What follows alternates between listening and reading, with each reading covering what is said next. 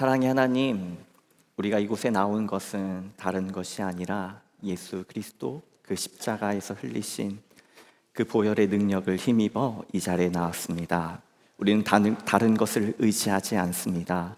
오직 예수 그리스도의 이름을 믿으며 주님께서 우리를 위하여 지신 그 십자가의 고난과 피를 기억합니다. 거기에서 보여주신 그 사랑과 은혜를 힘입어 우리는 하나님 앞에 나아갈 수 있습니다. 그 능력을 힘입어 주님을 예배하오니 그 능력이 우리에게, 우리의 심령에 온전히 새겨지게 하여 주옵소서. 그 능력이 선포되는 예배되게 하여 주시고 그 능력을 힘입어 살아가는 우리 귀한 모든 성도님들 되도록 인도하시고 축복하여 주옵소서. 오늘 이 시간 함께 하시는 주님 감사합니다. 이 모든 말씀 우리 주 예수 그리스도의 이름으로 기도드립니다. 아멘. 오늘은 종려주일 예배로 드립니다. 오늘 종려주일은 예배를 드릴 때마다 저를 헷갈리게 하기는 주일이기도 합니다. 왜냐하면 우리 아까 기도해 주신 집사님께서 호산나라는 이 말씀으로 시작을 하셨는데, 이것은 나의 주님이라는 외침과 기쁨이 있는 고백이기도 하니까요. 그런데 어떤 교회에서는 이 종려주일을 종려 앤 고난주일이라고 말을 하기도 합니다. 왜냐하면 다음 주일이 부활주일인데 종려주일과 이 부활주일 사이에 슬픔이 있어야 되거든요. 근데 사실 이제 신학적으로 슬픈 주일은 한 번도 있지 않습니다. 오늘 이 종려주일은 사실 기쁘고 신나는 주일인데요. 다만 이 성목요일부터 성금요일 예수님께서 십자가에 달리시는 그 시간이 슬프기 때문일 것입니다. 그래서 여러분들께서 주일 예배를 기억하실 때 주일 예배는 원래 기쁜 날이라는 걸 기억하셨으면 좋겠고, 우리가 이 고난주간을 보내면서 예수 그리스도의 슬픔을, 힘든 시간을 묵상하는 거지 우리가 같이 슬퍼할 이유는 없습니다. 왜냐하면 예수님께서 이미 승리하셨고 우리는 그 승리를 힘입어 살아가는 성도이기 때문입니다. 다만 예수 그리스도의 십자가를 묵상하는 거지 여러분들께서 슬픔을 묵상하지 않으셨으면 좋겠습니다. 특별히 오늘 제가 기도 얘기를 많이 하는데 기도해 주신 집사님께 감사를 드려요. 특별 새벽 기도를 특별히 더 해주셔서 제가 이 말씀을 하는 이유는 아시겠죠? 제가 이 말씀을 드리는 이유 아시겠죠? 네, 새벽에 뵙도록 할게요. 네. 말씀을 진짜 시작하도록 하겠습니다. 하나님께서 주시는 은혜와 평강이 여러분들의 삶과 가정 가운데 충만하시기를 주님의 이름으로 축복합니다. 여러분, 종려주일의 의미를 아십니까?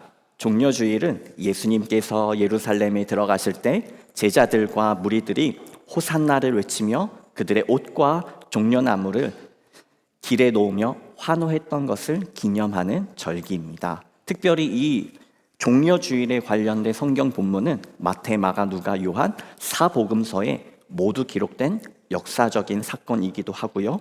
또 무엇보다 그렇게 중요한 의미를 가지고 있는 시간입니다. 왜 이 종려주일을 교회력으로 중요하게 여길까요? 그것은 다른 이유는 없습니다.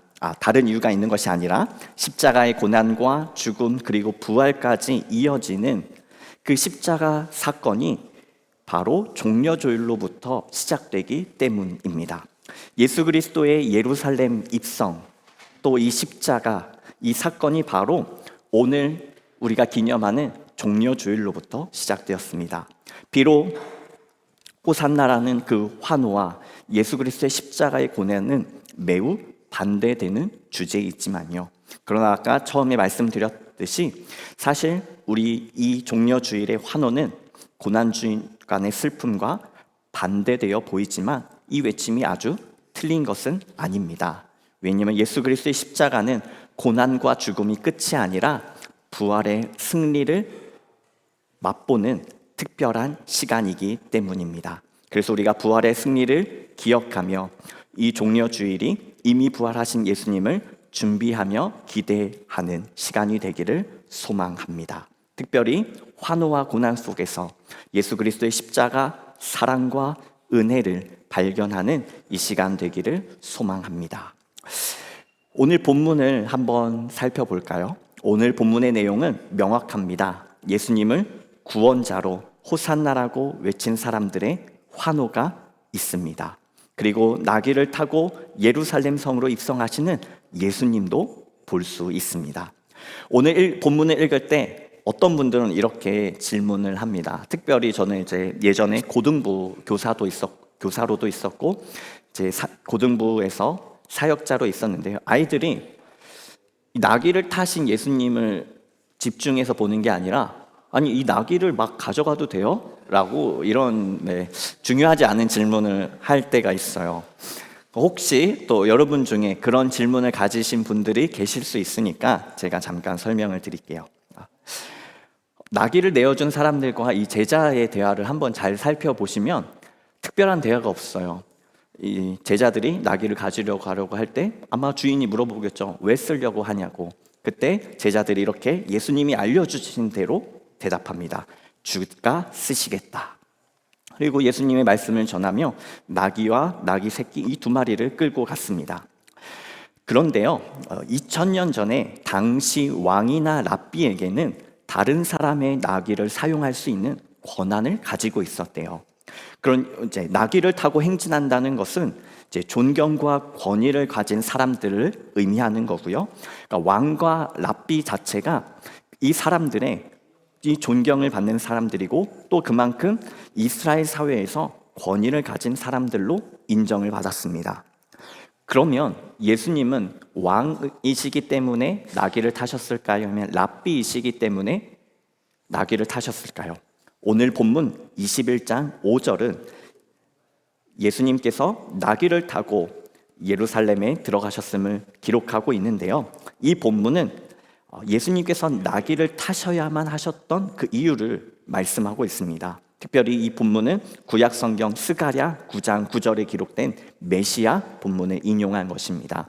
함께 같이 읽어보도록 하겠습니다. 시작. 시온에 따라 크게 기뻐할지어다. 예루살렘에 따라 즐거이 부를지어다.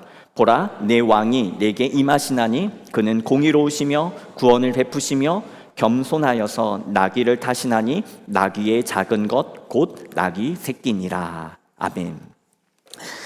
오늘 본문에 제자들이 가져간 것은 나귀와 어린 나귀 두 마리라고 기록하고 있습니다. 그것이 다른 것이 아니라 바로 예수님께서 오늘 우리가 읽은 스가랴 9장 9절의 말씀을 성취하는 것임을 강조하기 위해서 이 복음서를 기록한 마태가 더 다른 본문들보다 조금 더 세밀하게 기록한 것입니다. 이 복음서의 저자들은 사람들에게 예수님이 정말 하나님이신가 메시아이신가 라고 대답해 주고 싶었던 사람들입니다. 그래서 마태복음을 기록했죠. 복음서를 기록한 저자들은 그래서 구약의 메시아 본문과 신약에서 성취되는 본문들을 자주 비교했습니다. 그 대표적인 본문이 오늘 우리가 읽은 스가랴 9장 9절의 말씀이고요. 그러니 예수님께서 나귀를 타셔야만 했던 이유가 이 구약의 그 말씀 그대로 하나님이 보내신 구원자이심을 선포하는 것입니다. 그것도 그냥 나귀가 아니라요, 사람들이 타고 싶어하는 큰 나귀가 아니라 어린 나귀입니다. 선지자 이사야의 글에도 메시아에 관련한 본문들이 많이 있죠. 제가 오늘 기도하면서 읽은 이사야 53장의 말씀도 마찬가지고요. 특별히 이사야에 기록된 메시아 예언에는 메시아가 다윗의 후손이라는 것을 예언하고 있습니다.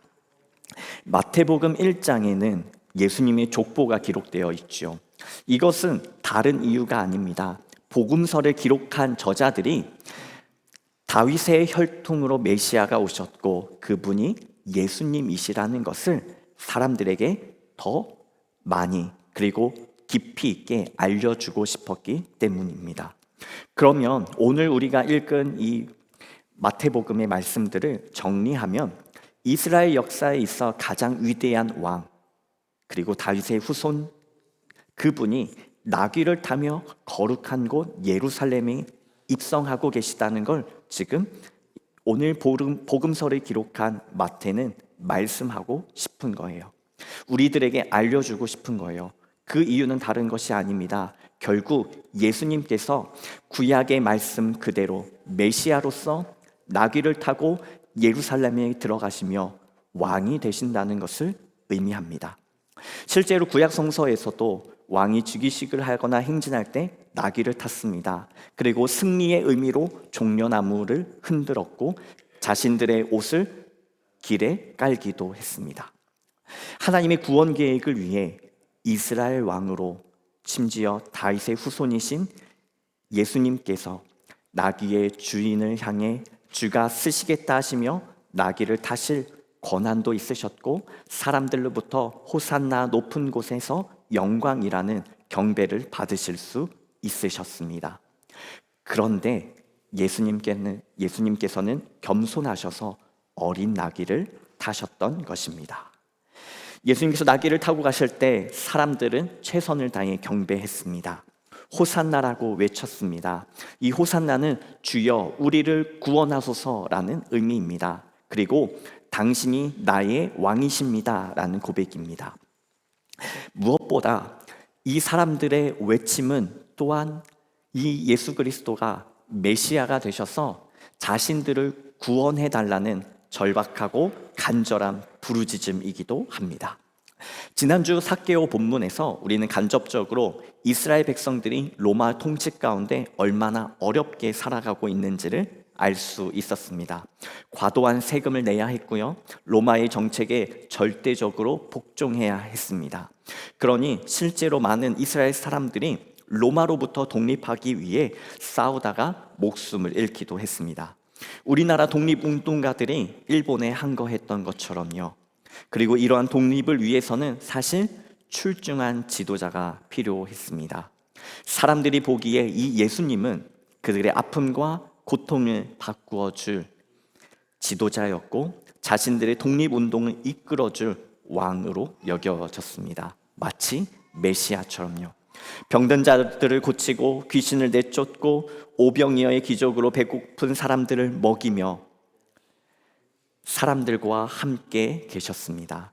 놀라운 능력을 가지신 분이셨습니다. 심지어 예수님은 다윗의 후손 유다 지파이셨습니다. 그래서 지금 나귀에 타신 예수님을 새로운 이스라엘의 왕으로 지도자로 삼고 싶은 마음에 환호하는 것입니다. 이제 이스라엘의 고통과 고난은 끝났다.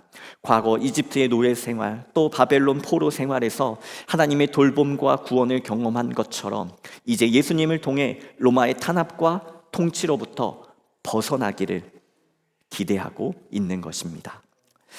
이렇게 예수님을 왕으로 고백하며 나귀를 보낸 그 사람, 또 예수님을 향해 환호하며 호산나를 외치며 예수님을 따르는 이 사람들, 그럼 우리는 한번 여기서 확인해야 될 것이 있습니다.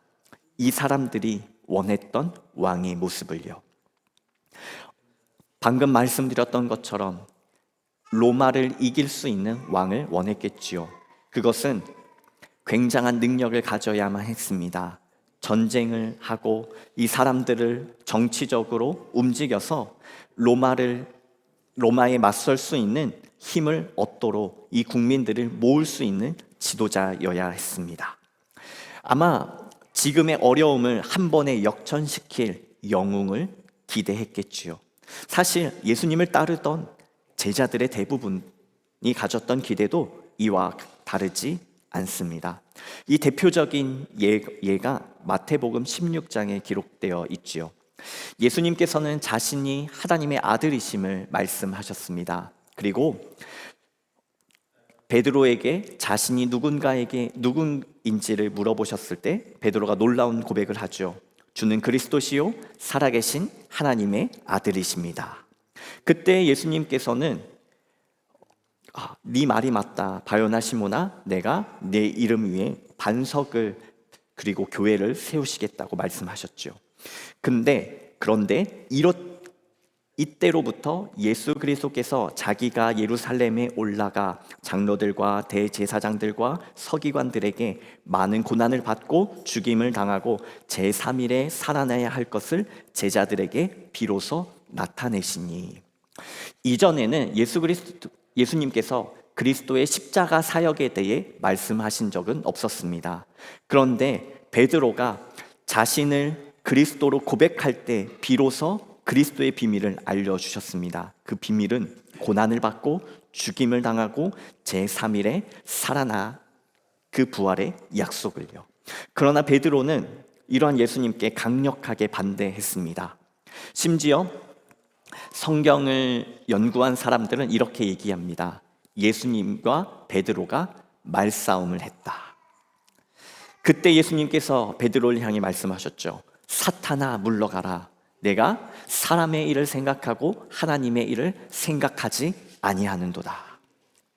사람들이 원했던 것처럼 예수님은 정치적인 군사적인 힘으로 혁명을 일으키는 왕이나 메시아는 아니셨던 겁니다. 예수님께서 걸어가셨어야 하는 그 길은 환호받는 길이 아니라 영광을 받는 길이 아니셨습니다. 타신 나귀도 아주 작은 어린 나귀였고요. 자신을 낮추시며 겸손하여서 예수님께서는 사람들이 자신을 쫓아올 때마다 왕으로 삼으려고 할 때마다 한적한 곳에 가셔서 기도하셨던 분입니다.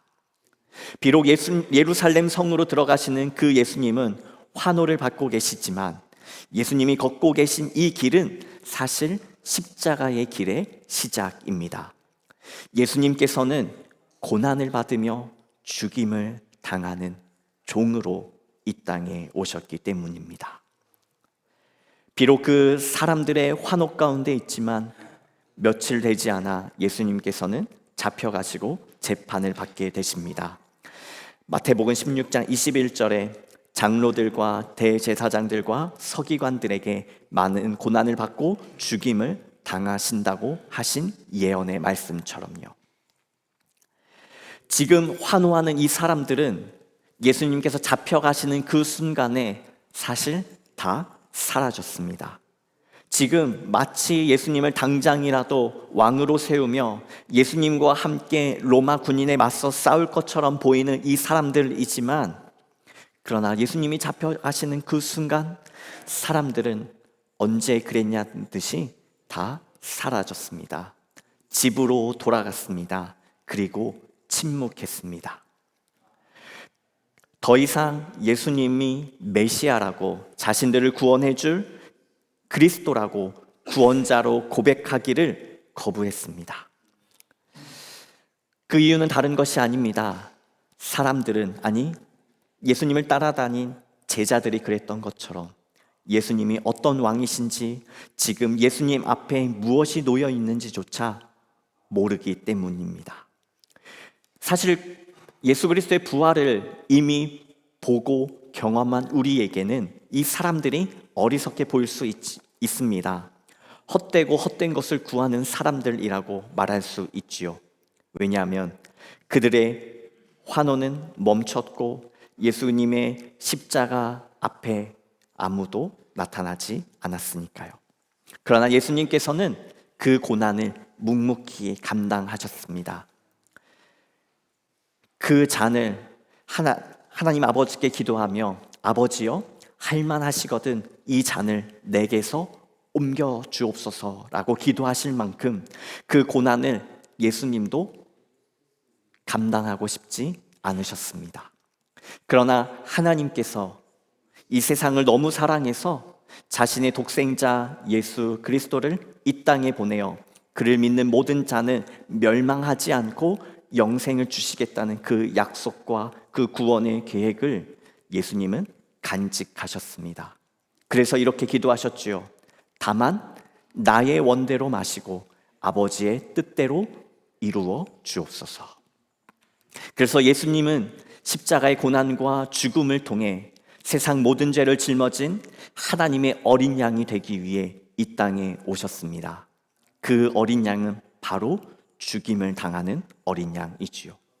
단 한 번의 그리고 영원한 희생 제물이 되셔서 모든 사람들이 그들의 죄로부터 예수 그리스도의 이름으로 구원을 받고 하나님께 나아갈 수 있도록 그 길을 열어주셨습니다. 그래서 지금 예수님께서 가신 그 길은 사람들이 환호하는 길이지만 십자가의 길이고, 그리고 하나님 앞에 나아가는 정말 온전한 구원이 있는 길이기도 합니다. 그래서 고난주간의 시작으로 이 종려주일은 예수님께서 구원자입니다라는 이 사실에 초점이 맞추어져 있습니다. 구원자를 향한 이 환호와 기대, 그들이 원했던 이 구원자는 자신들의 정치적이고 또 민족의 구원을 위한 메시아였지만, 그러나 하나님께서 허락하신 이 메시아의 진짜 사명은 십자가를 통해 하나님과의 관계를 회복시키시기 위한 구원자였습니다. 누가복음 19장에서 예수님께서는 잃어버린 자를 찾아 구원하시기 위해 이 땅에 오셨다고 말씀하셨습니다. 대신 고난받기 위해, 대신 그 죄값을 치르기 위해, 대신 죽임을 당하기 위해. 우리는 오늘 그래서 호산나라는 이 고백을 두 가지 의미로 기억해야 합니다. 예수께서 그 길을 걸어가시는 것에 감사하는 마음으로 환호해야 하고요, 또한 무엇보다 그 길을 통해 우리가 나음을 입었음을, 평화를 입었고 회복을 입었음을 기억해야 합니다. 그래서 감사하는 오늘 종려주일이 되어야 할 것입니다. 말씀을 정리하고 우리 찬양하며 기도하고 싶습니다. 오늘 우리가 기억해야 할 종려주일은 예수님께서 그리스도이심을, 하나님의 아들이심을, 구원자이심을 고백하며 선포하는 것입니다. 우리 모두가 호산나 찬송하리로다 선포하며 예수님을 나의 주시며 나의 하나님으로 고백하는 시간 되시기를 소망합니다.